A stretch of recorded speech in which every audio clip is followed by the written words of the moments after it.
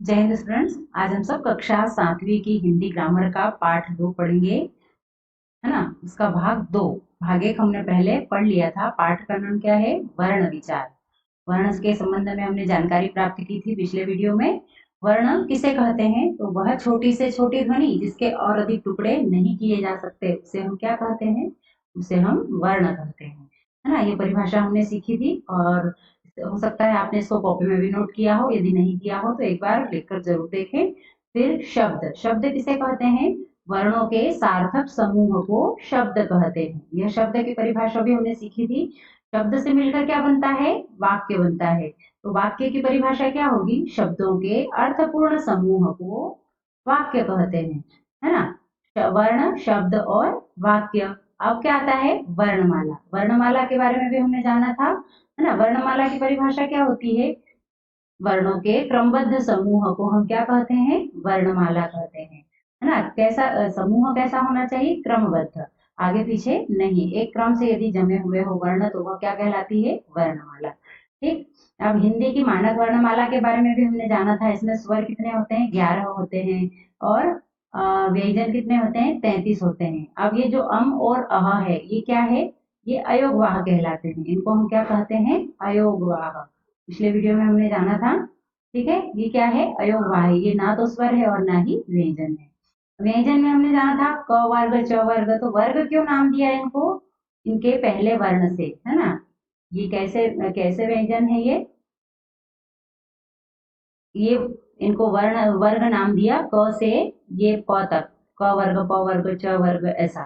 ठीक है, तो इनका नाम कैसे पड़ा? ये क वर्ग, इसका पहला वर्ण क है इसलिए इसका नाम पड़ा क वर्ग। इसका पहला वर्ण च है इसलिए च वर्ग। ट है तो ट वर्ग। त और प इसी तरीके से त और प वर्ग पड़ा।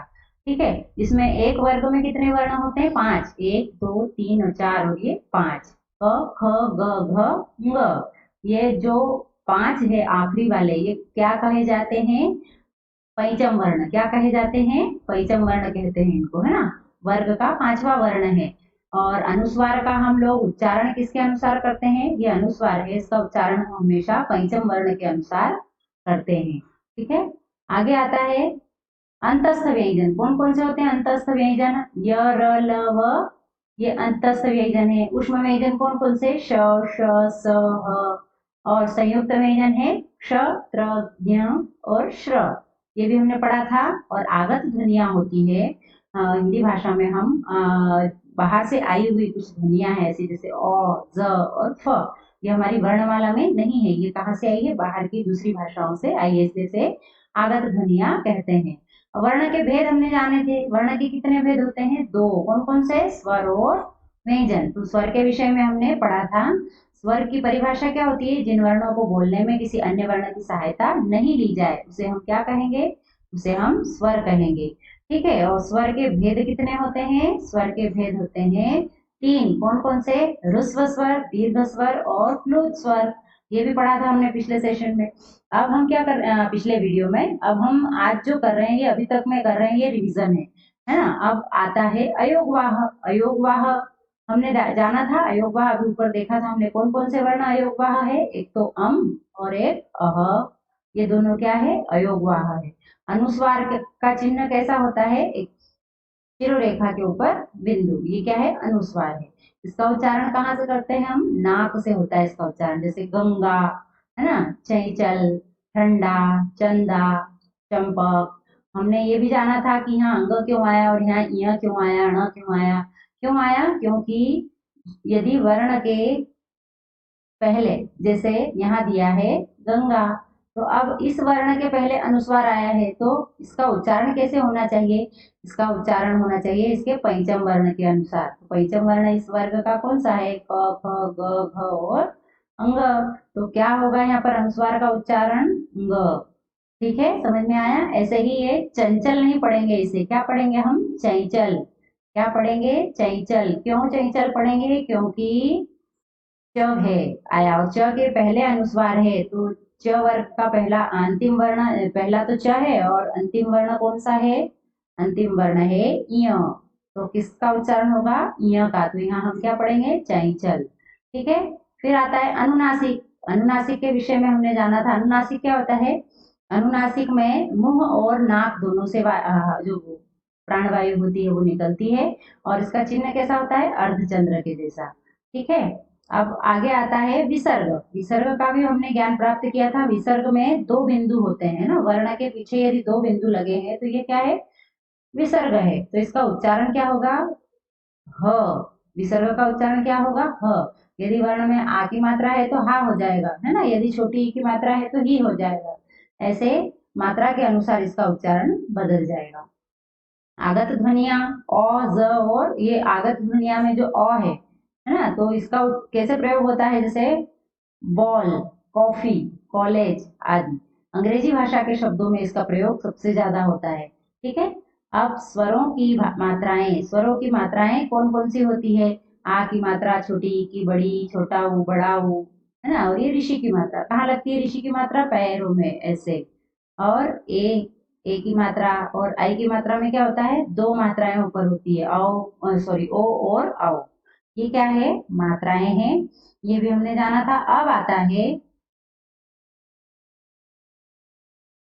व्यंजन। क्या पढ़ेंगे हम आज, व्यंजन के बारे में जानेंगे। हमने स्वर की परिभाषा क्या दी थी, जिन वर्णों को बोलने में किसी अन्य वर्ण की सहायता नहीं ली जाती उसे हम स्वर कहते हैं, और व्यंजन की परिभाषा इसके विपरीत होगी, जिन वर्णों को बोलने में स्वरों की सहायता ली जाती है या अन्य वर्णों की सहायता ली जाती है उसे हम क्या कहते हैं, व्यंजन कहते हैं, है ना। व्यंजन स्वरों से भिन्न होते हैं। व्यंजन किससे भिन्न होते हैं, स्वरों से। स्वरों की स्वतंत्र अभिव्यक्ति संभव है, परंतु व्यंजनों की स्वतंत्र अभिव्यक्ति संभव नहीं है ना। स्वर को हम बोलने में किसी की सहायता नहीं लेते, जैसे अ बोल रहे हैं तो हो रही है, किसी की सहायता ली जा रही नहीं, स्वतंत्र अभिव्यक्ति इनकी हो जाती है। लेकिन यदि हमें व्यंजन को बोलना है, जैसे अब हम बोल रहे हैं क, तो क्या आ रहा है हमारे, हम बोलने पर बोल कर देखिए आप, क, तो अ आ रहा है ना, तो यह स्वतंत्र अभिव्यक्ति इसकी नहीं होती। यह किससे मिलकर बना है, आधा क और अ से मिलकर बना है पूरा क। इसको जब भी बोलेंगे अ पीछे आएगा, इसलिए इनकी स्वतंत्र अभिव्यक्ति नहीं होती। व्यंजनों को उच्चारित करने के लिए स्वरों की सहायता ली जाती है। व्यंजनों को उच्चारित यानी बोलने के लिए किसकी सहायता ली जाती है, स्वरों की। जब व्यंजनों को उच्चारित किया जाता है तो हवा मुख के विभिन्न स्थानों को छूती हुई बाहर निकलती है। व्यंजनों की संख्या 33 है। क से ह तक के वर्ण व्यंजन है। कहाँ से कहाँ तक के, क से ह तक के वर्ण कैसे हैं, व्यंजन है।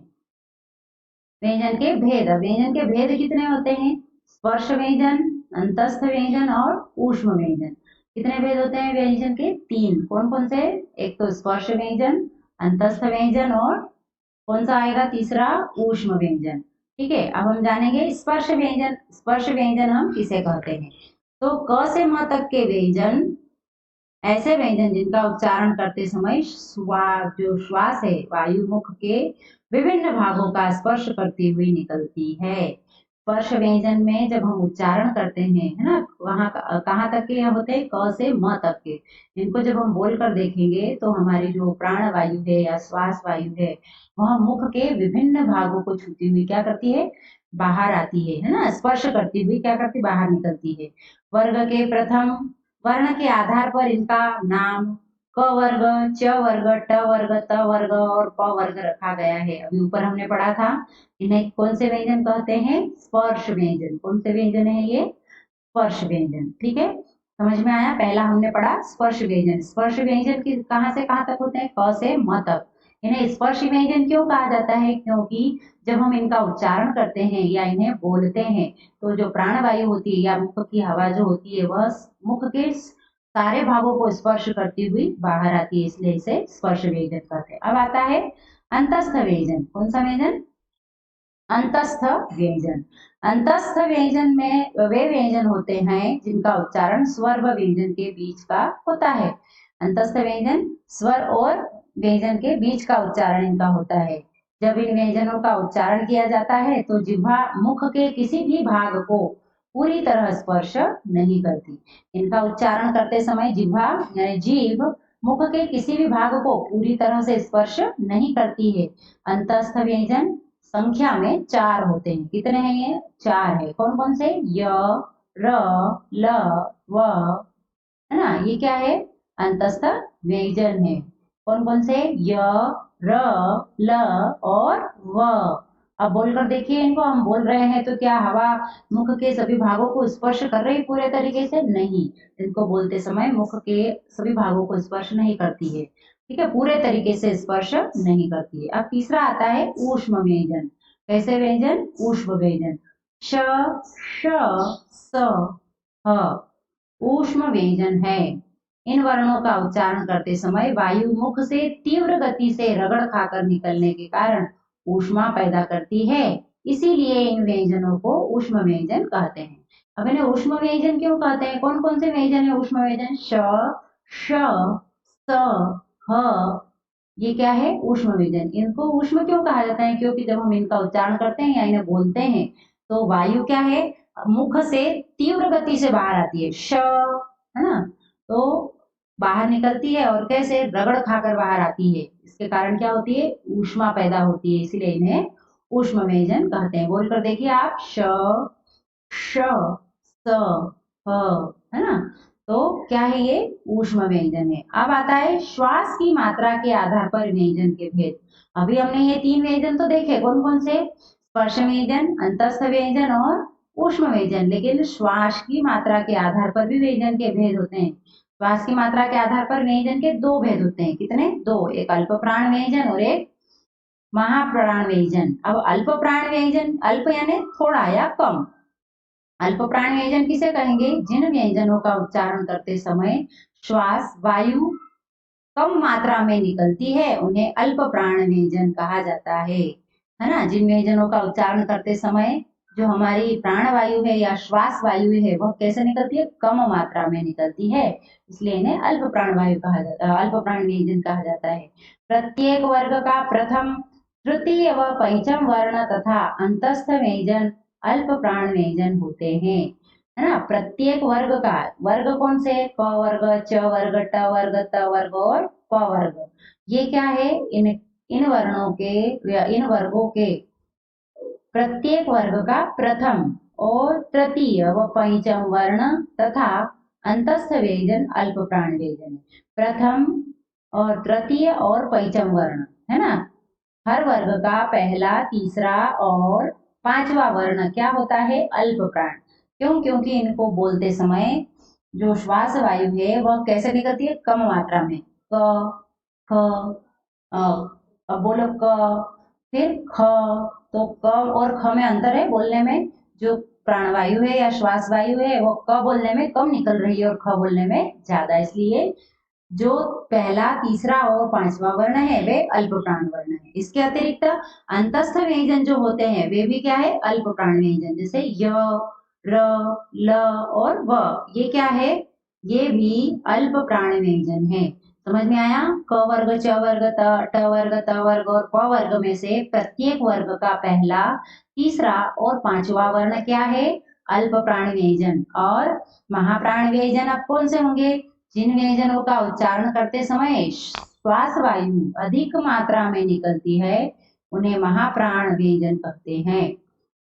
अल्प प्राण व्यंजन में कम मात्रा में श्वास वायु बाहर निकलती है, लेकिन महाप्राण व्यंजन में कैसे होता है? अधिक मात्रा में मुख से बाहर निकलती है, इसलिए इन्हें महाप्राण व्यंजन कहा जाता है। प्रत्येक वर्ग के द्वितीय व चतुर्थ व्यंजन तथा ऊष्म व्यंजन महाप्राण व्यंजन होते हैं, है ना। अभी हमने पढ़े थे हर वर्ग का पहला, तीसरा और पांचवा वर्ण क्या होता है? अल्प प्राण व्यंजन। लेकिन हर वर्ग का दूसरा और चौथा वर्ण क्या होता है? महाप्राण व्यंजन होता है, ठीक है। इसके अतिरिक्त जो ऊष्म व्यंजन होते हैं श, श, स और ह, ये भी महाप्राण व्यंजन है ना। और जो ढ है, ढ जो अतिरिक्त व्यंजन में जो आता है ढ, वह भी क्या है? महाप्राण व्यंजन। क्यों? क्योंकि इनको बोलने में समय अधिक लगता है या श्वास वायु जो है वह अधिक मात्रा में बाहर निकलती है, ठीक है। तो श्वास की दृष्टि से कितने, श्वास वायु की दृष्टि से कितने प्रकार के होते हैं व्यंजन? दो प्रकार के, अल्प प्राण व्यंजन और महाप्राण व्यंजन, ठीक है। अब आते हैं संयुक्त व्यंजन। अब हम किसके बारे में पढ़ेंगे? संयुक्त व्यंजन के बारे में। हिंदी वर्णमाला में 4 व्यंजन ऐसे होते हैं या ऐसे हैं जो 2 वर्णों के मेल से बने हैं, इन्हें संयुक्त व्यंजन कहते हैं। श, त्र, ण्य और श्र। कौन सा आएगा? एक चौथा श्र। ये व्यंजन जिन दो वर्णों के मेल से बने हैं वे इस प्रकार है। अब ये जो चार वर्ण है कौन कौन से, एक तो क्ष, त्र, ञ और श्र। ये किससे मिलकर बने हैं, दो वर्णों के मेल से बने हैं। जैसे क आधा और श तो मिलकर बना क्ष, और ज आधा और य तो क्या बना ञ, त आधा और र तो क्या बना त्र, और ऐसे ही श आधा और र तो क्या बना श्र। ठीक है। अब आते हैं द्वित्व व्यंजन। ये कौन से व्यंजन थे, संयुक्त व्यंजन। ये कैसे, दो वर्णों के मिलने से बने थे, लेकिन वर्ण कैसे, असमान, है ना। अब यहाँ आते हैं द्वित्व व्यंजन। द्वित्व व्यंजन की परिभाषा क्या होगी, समान ध्वनि वाले दो व्यंजनों के परस्पर मेल से बनने वाले व्यंजन द्वित्व व्यंजन कहलाते हैं, है ना। कैसे, समान ध्वनि के, अभी ऊपर जो थे वो अलग अलग ध्वनि वाले आ रहे थे, असमान वर्ण थे, लेकिन अब जो नीचे आ रहे हैं द्वित्व व्यंजन वे क्या है, समान ध्वनि वाले वर्ण होते हैं, और उनको जब मिलाते हैं तो वह व्यंजन क्या होता है, द्वित्व व्यंजन बनता है। व्यंजन स्वर रहित व दूसरा व्यंजन स्वर सहित होता है। प्रथम व्यंजन जो होता है, पहला व्यंजन क्या होता है, स्वर रहित। ये जो क है यह स्वर रहित है, लेकिन दूसरा वाला स्वर सहित होता है। क्यों, आधे क को बोलने के लिए हमें अ की आवश्यकता नहीं लगती, लेकिन हम जब इसको बोल रहे हैं तो क अ आ रहा है ना। इसलिए पहला व्यंजन स्वर रहित और दूसरा क्या होता है, स्वर सहित होता है। जैसे ये र आधा स, फिर आधा स और ई, तो दोनों मिलकर क्या हो गया, रस्सी। ऐसे ही आधा क और पूरा क, इन दोनों को मिलाया और प लगाया तो क्या बन गया, पक्का। ऐसे ही त तो गत्ता, प तो कुप्पी, है ना। च है दोनों तो उच्चारण, और म है दोनों तो चम्मच। ये क्या है, द्वित्व व्यंजन। द्वित्व व्यंजन कैसे मिलते हैं, दो समान वर्ण होते हैं एक ध्वनि के, और संयुक्त व्यंजन भी दो वर्णों से मिलते हैं, लेकिन कैसे, असमान। ये चीजें सब ध्यान में रखना है आपको। ये सब आपको एक बार फिर से बुक पढ़ेंगे तो सारे कॉन्सेप्ट क्लियर हो जाएंगे। वीडियो देखने के बाद आपको बुक जरूर पढ़ना है, ठीक है। संयुक्ताक्षर, अब हम संयुक्ताक्षर किन्हें कहेंगे, दो असमान स्वरों के परस्पर मेल से बनने वाले व्यंजन संयुक्ताक्षर कहलाते हैं। अभी हमने ऊपर भी पढ़ा था, दो असमान वर्णों के मेल को हम क्या कहते हैं, संयुक्त व्यंजन भी कहते हैं। ये पढ़ा था संयुक्त व्यंजन कैसे थे, ये भी दो असमान ध्वनि के मिलने से बने थे, है ना। और अब आता है संयुक्ताक्षर, तो इसमें भी क्या होता है, परस्पर मेल कैसा होता है, दो असमान स्वरों का। इनमें पहला व्यंजन स्वर रहित व दूसरा व्यंजन स्वर सहित होता है। इसमें भी सेम ऐसा ही है, पहला व्यंजन कैसा होता है, स्वर रहित, और दूसरा व्यंजन स्वर सहित होता है। ठीक है, आगे पढ़ेंगे हम। जैसे न्य का क्या हो गया, धन्य। त का रिक्त, आधा न और म तो क्या हुआ, जन्म। आधा स और त तो स्तंभ, और आधा द और ध तो बुद्धि, और स आधा और व तो स्वाद। ये कौन से थे, संयुक्ताक्षर थे। अब आते हैं आगत व्यंजन। कौन से व्यंजन आते हैं, आगत व्यंजन। आगत यानी, इसके नाम से ही स्पष्ट हो रहा है, आगत यानी आए हुए या बाहर से आया हुआ जो भी है। जैसे ज तथा फ आगत व्यंजन है। इन्हें विदेशी भाषाओं के प्रभाव से हिंदी भाषा में अपनाया गया है। इनका प्रयोग उर्दू के शब्दों में किया जाता है। इन वर्णों के नीचे लगे बिंदु को नुक्ता कहते हैं। नुक्ता का प्रयोग हम कब, अब कम हो गया है। केवल उन्हीं शब्दों के नीचे नुक्ता लगाया जाता है जिन्हें अर्थ भेद को स्पष्ट करना हो, है ना। जिनमें क्या है, अर्थ भेद को स्पष्ट करना हो, वहीं पर नुक्ता का चिन्ह लगाया जाता है। पहले इसका प्रयोग होता था, लेकिन कैसे शब्दों में, अंग्रेजी भाषा के शब्दों में या विदेशी भाषाओं के प्रभाव के कारण इसका हिंदी भाषा में प्रयोग होता है। जैसे अंग्रेजी भाषा के शब्द यदि हमें हिंदी में लिखना है, जैसे बॉल, है ना, और क्या हुआ, बॉल के बाद में डॉक्टर, तो उसमें हम ना तो आ की मात्रा रख सकते हैं केवल, और ना ही ओ की। इन दोनों के बीच का जो होता है वह ये भी क्या है, एक आगत है ना। तो ऐसे ही ज और फ, तो ज और फ भी क्या है, आगत ध्वनियां है। और नुक्ता, इसमें क्या लगा है, नुक्ता। क्यों नुक्ता, जैसे यहाँ सजा है, सजा का अर्थ क्या होता है, सजाना, लेकिन सजा, अब इसको जब हम नुक्ता लग गया इसके नीचे तो हम इसका उच्चारण कैसे करेंगे, सजा। सजा का मतलब क्या होता है, दंड, है ना। और गज यानी हाथी, गज मतलब क्या होता है हाथी, लेकिन गज हो गया यदि तो इसका मतलब क्या होता है नापने का फीता। गज के ना सब होते इतने गज उतने गज, जैसे कोरोना काल में क्या कहा गया है, 2 गज दूरी मास्क है जरूरी, तो गज का मतलब होता है नापने का फीता। ठीक है, ऐसे ही वर्ण विच्छेद, वर्ण विच्छेद हम किसे कहेंगे, वर्ण विच्छेद किसी शब्द के सभी स्वरों व व्यंजनों को पृथक पृथक करके लिखना वर्ण विच्छेद कहलाता है। वर्ण विच्छेद, वर्ण को विच्छेद यानी बांटना टुकड़ों में, तो किसी भी शब्द के सभी स्वरों व व्यंजनों को पृथक पृथक करके लिखना, अलग अलग करके लिखना वर्ण विच्छेद कहलाता है। जैसे परिचय, ये शब्द इकट्ठा है लेकिन इसको अलग अलग कैसे किया, प के लिए हमने क्या किया, आधा प और अ, तो ये हो गया प। ऐसे ही री, तो आधा र और ई, तो री। च के लिए आधा च और अ, तो च। और य के लिए क्या होगा, आधा य और अ, तो क्या बन गया ये परिचय। ऐसे ही नवीन को फिर हमने बांटा भागों में, आधा न और अ, फिर क्या किया, व आधा और ई, और न आधा और अ, तो क्या बन गया ये नवीन।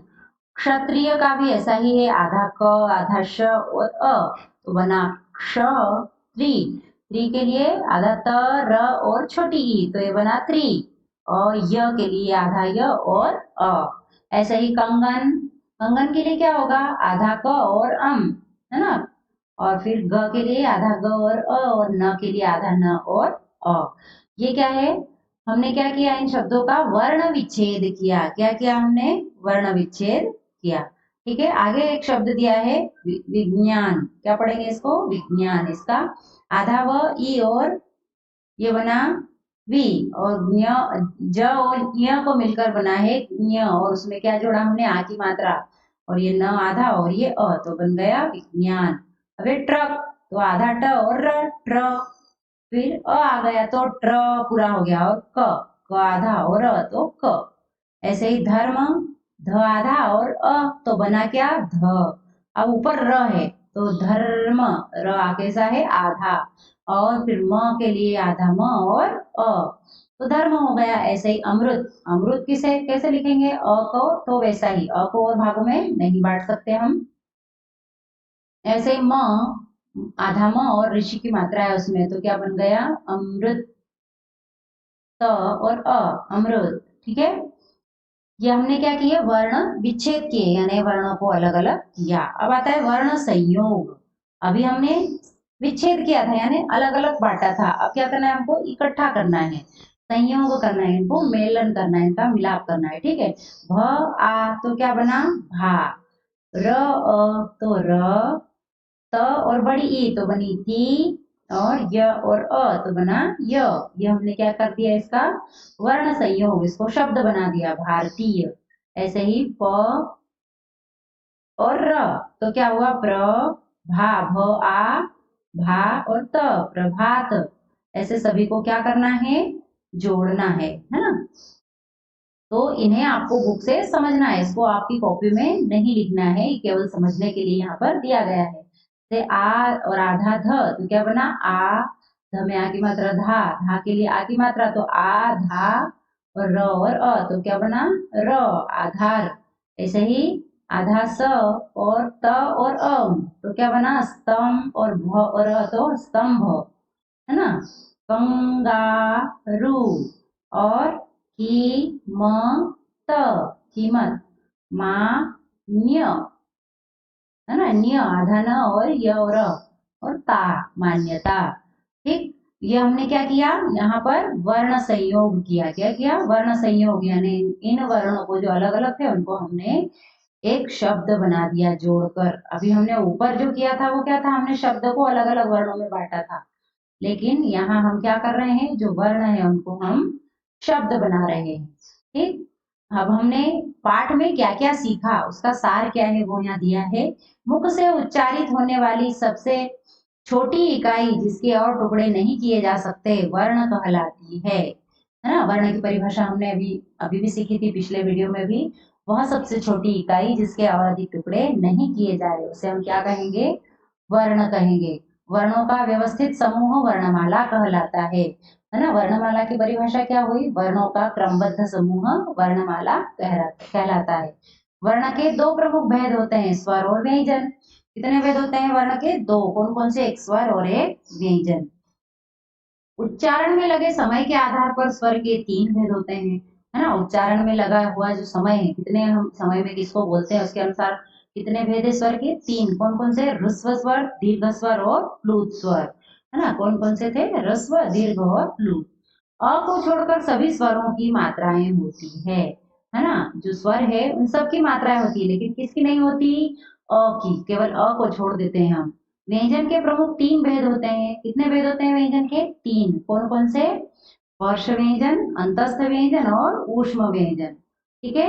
श्वास की मात्रा के आधार पर व्यंजन के दो भेद होते हैं। श्वास, है ना, जो मुख से निकलने वाली जो श्वास होती नाक और मुंह से, उसके आधार पर व्यंजन के कितने भेद? दो। कौन कौन से? अल्प प्राण व्यंजन और महाप्राण व्यंजन। किसी शब्द के सभी स्वरों व व्यंजनों को पृथक करके लिखना वर्ण विच्छेद कहलाता है। किसी शब्द के सभी स्वरों को या व्यंजनों को पृथक पृथक करके लिखना या बांट कर लिखना क्या कहलाता है? वर्ण विच्छेद।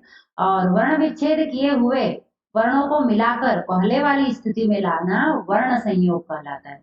हमने जिन शब्दों को वर्ण में बांटा था, है ना, विच्छेद किया था, उनको वापस पुनः उसी स्थिति में लाना वर्ण संयोग कहलाता है।